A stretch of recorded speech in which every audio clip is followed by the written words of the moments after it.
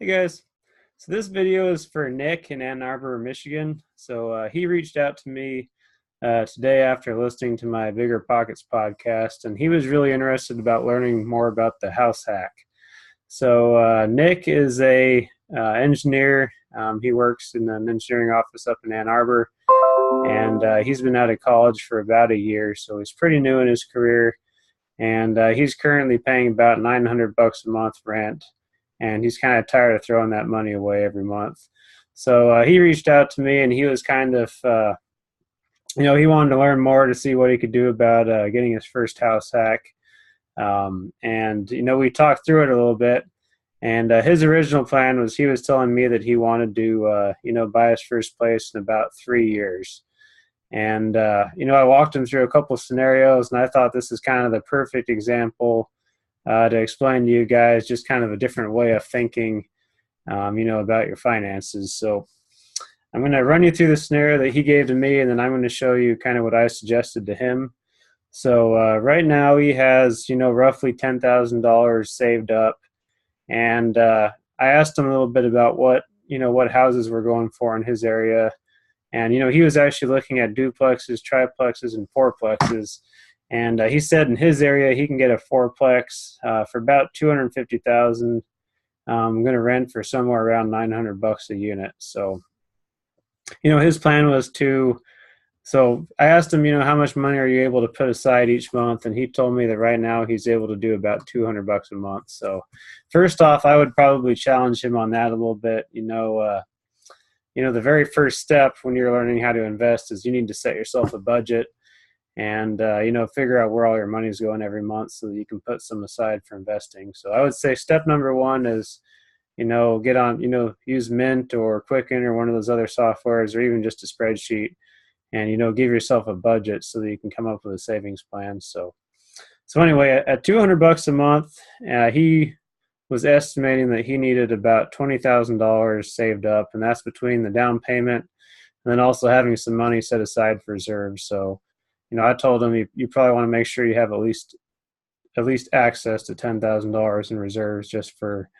for a fourplex, just in case things go wrong. So based on that, I ran some numbers. So living expenses right now, it's costing him $900 a month to rent out the place that he's renting, and he's saving about $200. So I did some math, and basically after 36 months, which is 3 years, at his current rate, his current plan, he's going to have a net worth. This is in addition to whatever else he has, but he's basically going to make $7,200, saving that 200 bucks a month for 36 months.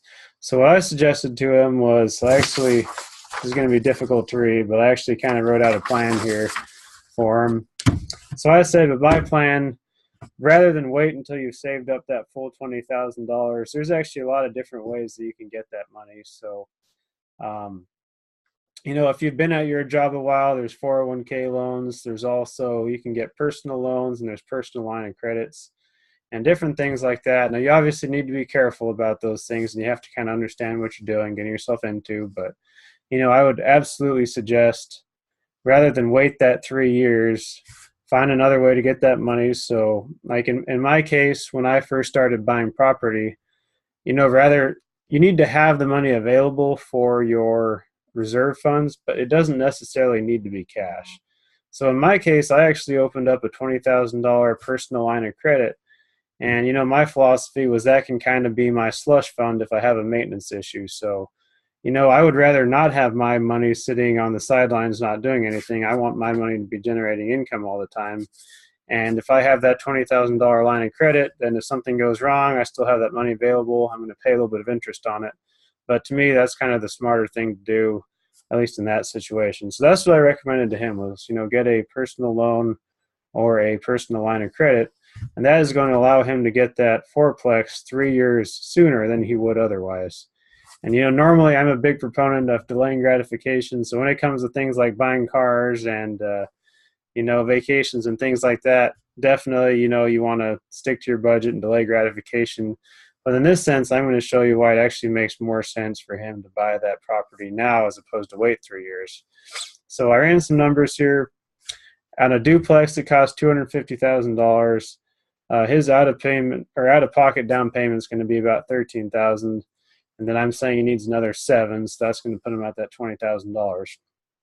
So, doing some quick math here, this is going to be difficult to read, but I had rental income 3 units at $900 a month, so that's $2,700 gross rental income, and that is actually with him living in one of the units. And then I've got maintenance and capex here, so I've got $400 a month put away for that. And then mortgage, so this is including taxes and insurance. I came up with about $1,600 a month is where that should come out to. 5% vacancy, so I got money for that. And then I've also got, so I told you he was going to borrow this additional money, right? So I've got another $200 a month, and that's basically going towards that secondary debt payment. And then, so this is basically, when you roll up all those monthly numbers, he is actually getting paid $365 a month to live in that fourplex. So whereas before he was paying out $900 a month in rent, he is now actually cash positive $365 a month living in that duplex, or fourplex, excuse me. But what you really got to think about is, that's just one piece of the picture. So when you expand this out over 3 years, I'm going to show you what happens. So in scenario 1, I already ran you through it. So, basically he's saving $200 a month for 3 years. He has $7,200 to show for it. So on top of whatever he had previously, his net worth has gone up by $7,200. Now in this scenario, because he owns this fourplex, so he's getting money in 3 ways. So he's getting 3 years of reduced living expenses. So if you take that delta between -900 and plus 365 and multiply that over 36 months, that's $25,500 over 3 years right there that he's saving. If you take 3 years of 3% appreciation, now I always say you can't bet on that, but assuming that we have, basically appreciation keeps up with inflation and it's about 3%, that is another $22,500 that he's added to his net worth. And then you also have 3 years of loan pay down. So his tenants have actually been paying down the loan on that property. That comes out to $14,974. So if I take, the initial money that he had and add all of that up, it comes out to $76,040. So he basically has $60,000 more dollars over the course of 3 years if he is to borrow that money now versus wait. So I think a lot of times what gets people is, it is very scary to buy your first investment property. And, a lot of people kind of delay it, or they don't, they kind of wait to actually pull the trigger, but what I'm trying to say here is that, like, if I could go back 10 years and tell myself to do this right out of college, I would be in such a better financial shape now than I am now. And I wish I knew this stuff back then. But, that's just showing you how powerful this stuff is. I mean, that's one smart decision compounded over 3 years. That's the difference in, it's almost $70,000 there, delta in his net worth just from making that one smart decision. So that's really it for today. If you guys have any questions, please leave comments below. It's kind of fun actually having people reach out to me and be able to help them like this. So plan to do this regularly. And, if you have a situation that you'd like me to address, I'd be happy to do it on here.